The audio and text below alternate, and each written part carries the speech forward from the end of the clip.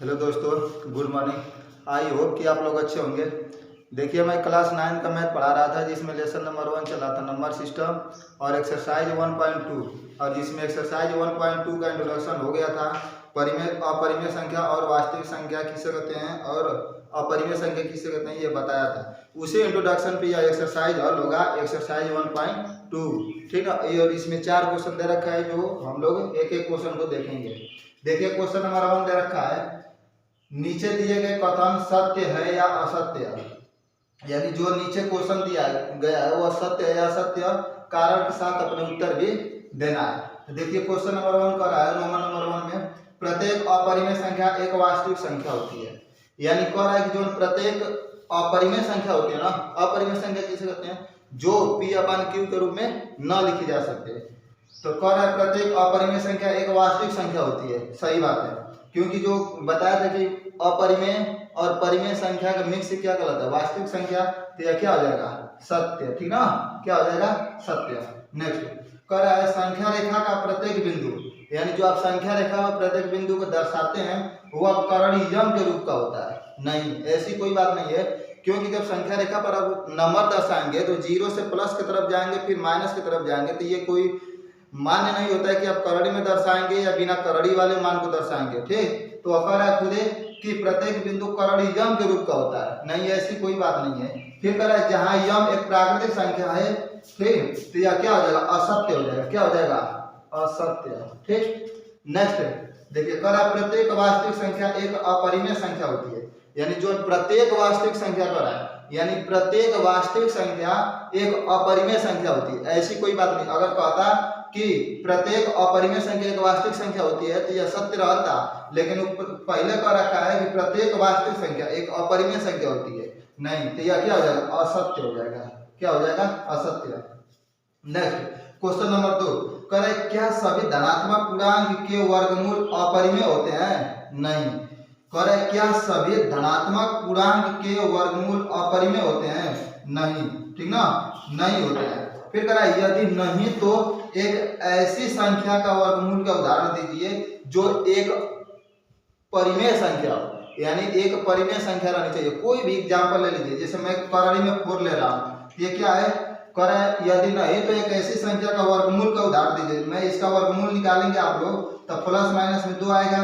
तो कह रहा है दीजिए जो एक परिमेय संख्या रहनी चाहिए। तो क्या हो जाएगा, यह परिमेय संख्या है। क्या है, परिमेय संख्या, क्योंकि प्लस में 2 लिखेंगे तो इसके नीचे 1 बना देंगे, तो यह परिमेय संख्या हो गई। अगर माइनस में ही 2 है, प्लस माइनस में 2 है, तो प्लस में एक बार ले लीजिए, एक बार माइनस में, तो माइनस में 2 भी क्या है, परिमेय संख्या है। ठीक ना।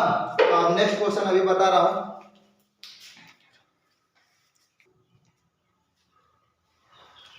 देखिए, नेक्स्ट क्वेश्चन कह रहा है कि दिखाइए कि संख्या रेखा पर करड़ी 5 को किस प्रकार निरूपित किया जा सकता है। जो आप क्लास 8 में संख्या रेखा वाला क्वेश्चन पढ़ कर आए हैं, संख्या रेखा को किस प्रकार निरूपित किया जाता है, तो नंबर आप दर्शाएंगे, जैसे प्लस माइनस में किस तरह दर्शाया जाता है उस तरह।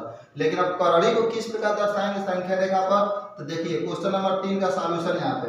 ठीक, संख्या रेखा पर दर्शाने के लिए सबसे पहले आप एक लाइन खींचेंगे और इस लाइन पे एक पॉइंट लेंगे 0 अपने तरफ से, तो इधर प्लस को दिखाया था और इधर किसको, माइनस को दिखाया था। तो कह रहा है करड़ी 5 को दर्शाना है, किसको, करड़ी 5 को। यहाँ पर कोई संख्या मान लीजिए, यहाँ पर यहाँ से यहाँ तक की दूरी अपने तरफ से मान लीजिए कि यह 2 है। क्या है, 2। ठीक, और इस पॉइंट को मान लीजिए बी। क्या मान लीजिए, बी। ठीक, क्या मान लीजिए, बी। और यह पॉइंट ओ है और यह पॉइंट क्या है, बी। इस बी पर कोई लंब ले लीजिए, कोई लंब ले लीजिए, और इस दूरी को आप क्या मान लीजिए, ए मान लीजिए। और यहाँ से यहाँ तक की दूरी 1 इकाई मान लीजिए। क्या मान लीजिए, 1 इकाई। यहाँ से यहाँ तक की दूरी क्या है, 2 इकाई। और यहाँ से यहाँ तक की दूरी क्या हो जाएगी, 1 इकाई हो जाएगी। अपने तरफ से मानना है बस। तो यह बिंदु ओ है, यह बिंदु बी है, और यह बिंदु क्या है, ए। और ए बिंदु को ओ बिंदु से मिला लीजिए। ठीक, मिला लीजिए। और यह क्या होता है, आप पाइथागोरस प्रमेय पढ़कर आए होंगे। यह देखिए, यह लंब होता है और यह आधार होता है, यह क्या होता है, कर होता है। तो आप लोग एक फार्मूला पढ़कर आए होंगे कि कर्ण का स्क्वायर बराबर आधार का स्क्वायर प्लस लंब का स्क्वायर।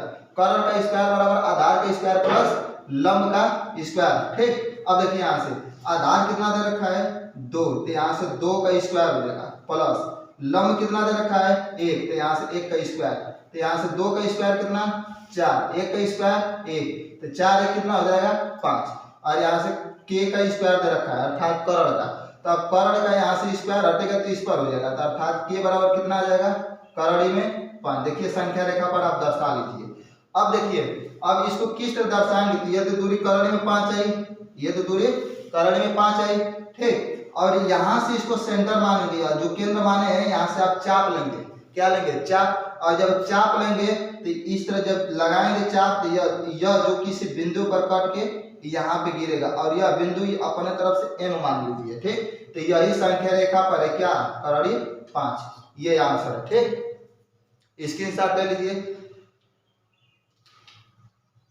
हो गया। देखिए क्वेश्चन नंबर 4,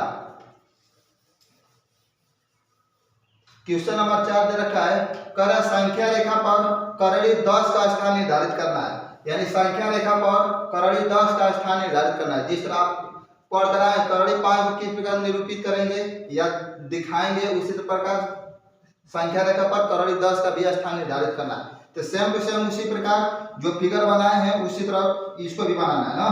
तो देखिए पहले एक तरफ एरो लेंगे, अर्थात एक रेखा खंड खींचेंगे या रेखा खींचेंगे, हो गया। कोई बिंदु अपने तरफ से यहाँ से सेंटर मानेंगे, वो है।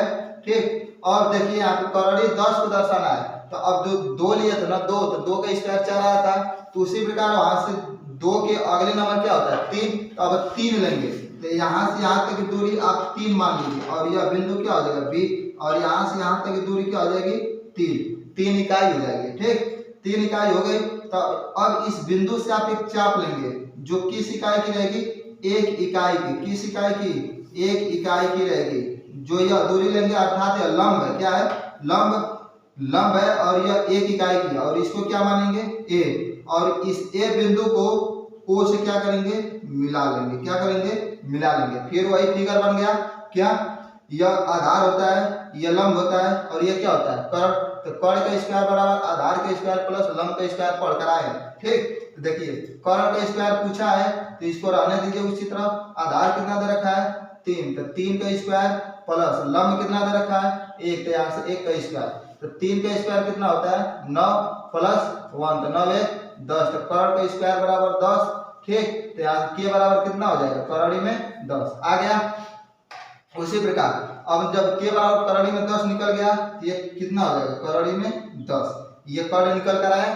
ठीक, अब इसको संख्या रेखा पर किस तरह दर्शाना है, तो यहाँ से O बिंदु से एक चाप लेंगे, क्या लेंगे चाप, तो यहाँ से जब चाप लेंगे तो यह किसी बिंदु पर क्या होगा गिरेगा, अर्थात कटेगा यहाँ से। तो देखिए यहाँ से इस तरह होगा, तो इस बिंदु का आप क्या मान लेंगे M, तो यही क्या हो जाएगा करड़ी में 10। तो इस एक्सरसाइज में सिर्फ 10 ही क्वेश्चन दे रखा था। तो अब अगली एक्सरसाइज देखने के लिए मिलते हैं नेक्स्ट वीडियो में, तब तक के लिए धन्यवाद। और हाँ, अगर इस चैनल पर नए हैं तो इस चैनल को सब्सक्राइब कर दीजिए।